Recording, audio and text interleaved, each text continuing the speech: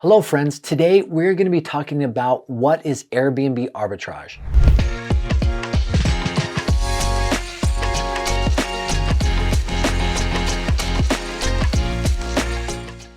So you've probably heard of Airbnb, Vrbo, short-term rentals, but the term Airbnb arbitrage or rental arbitrage is probably new to you. Matter of fact, it is to most people, but it's one of the best ways to get involved in real estate investing with little to no money out of your pocket, but can sometimes yield great returns when it comes to real estate investing. And by the end of this episode, I'm going to show you exactly what Airbnb arbitrage is and how a friend of mine built a massive empire using just Airbnb arbitrage. You know, I love short-term rentals. I absolutely do. It's a great way to invest in real estate because you have advantage of owning a piece of property, going and visiting it with you or your family, or renting it out for great returns. But a lot of people will say, man, I don't have the money to buy a short-term rental. Some of them cost a lot of money, so a down payment is almost impossible. But they want to be involved in that game, but they don't have the money.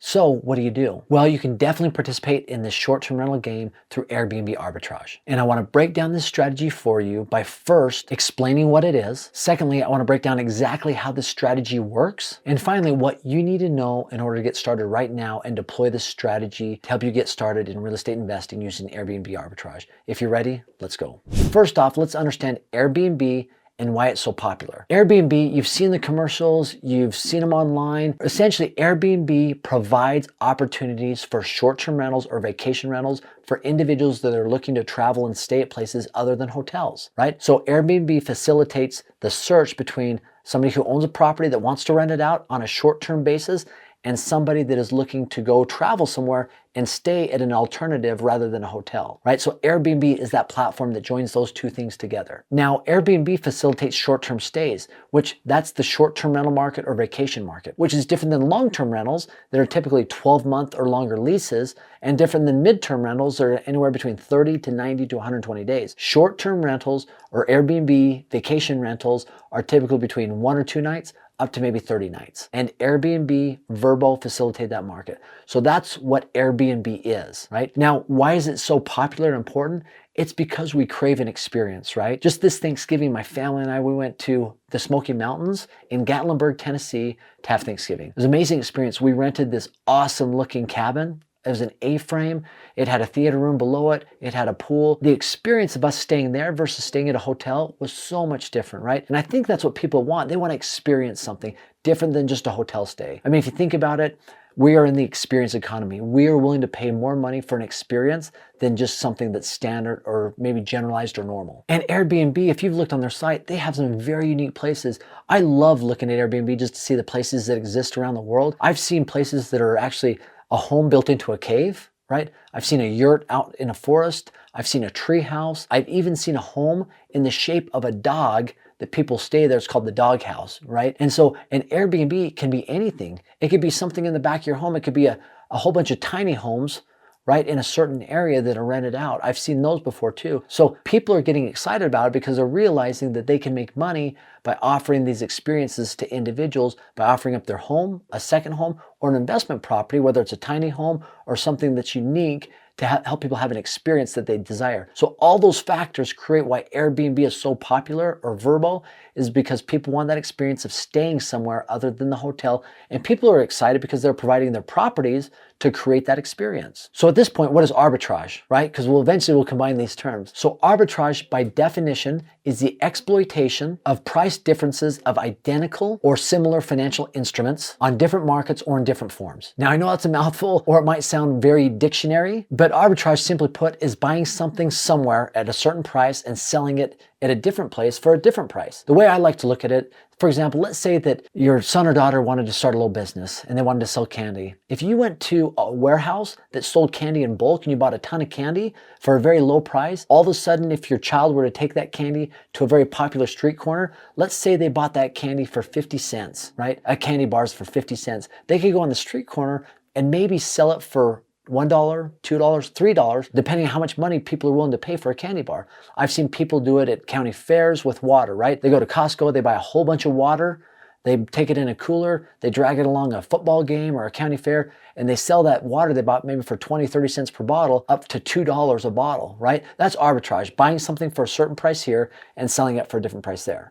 So what is Airbnb or rental arbitrage? It is a business model that allows people to focus on other people's properties, on leveraging those properties through sublease agreements and renting those properties out. And renting them out through platforms like Airbnb, Vrbo, Booking.com. Essentially, Airbnb arbitrage hosts will rent properties on the long-term market and then go and rent them out on the short-term market on these platforms that exist, right? So it's taking a property, let's say you go in and you find an area that you want to rent, maybe it's an apartment, it's a condo, a townhome. You've got to check regulations to make sure that you're able to do that. But if you get it under a 12-month lease, you put down a deposit and usually the first month's rent, and now you're engaged in a long-term lease with this property, with this tenant, with this landlord, right? And then you take that property and you put it on Airbnb, Vrbo, HomeAway, or the other platforms that exist, and you're renting it out at nightly rates, right? So let's just do a little bit of math here. Let's say that you're renting a nice place for $2,500 a month, right? It's a 3-bedroom, 2-bath in a nice city.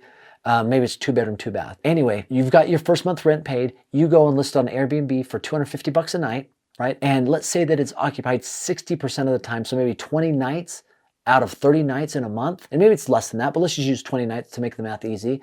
20 times 250 is $5,000. Your rental is $2,500, but you're renting it out for $5,000. Now you have some other expenses. You got cleaning fees and stuff like that. But even if you profited $1,000, $1,500 on that arbitrage model, isn't that a great deal? And how much money came out of pocket for you, right? Your deposit and your first month's rent payment. But you make that up in the first month. And that point going forward, you're making money every single month. Now, why would the landlord even engage or be willing to do this? Well, for number one, they know their money is going to come in from you every single month without fail, right? You got to make sure that you do that. And the money's coming in for you, so it should work that way, right? And they know that every few weeks or every few days, once a week, this place is going to be clean spotless. And it's going to be furnished. It's going to look nice. And so there are advantages to the landlord that benefit you if you're engaged in rental arbitrage or Airbnb arbitrage.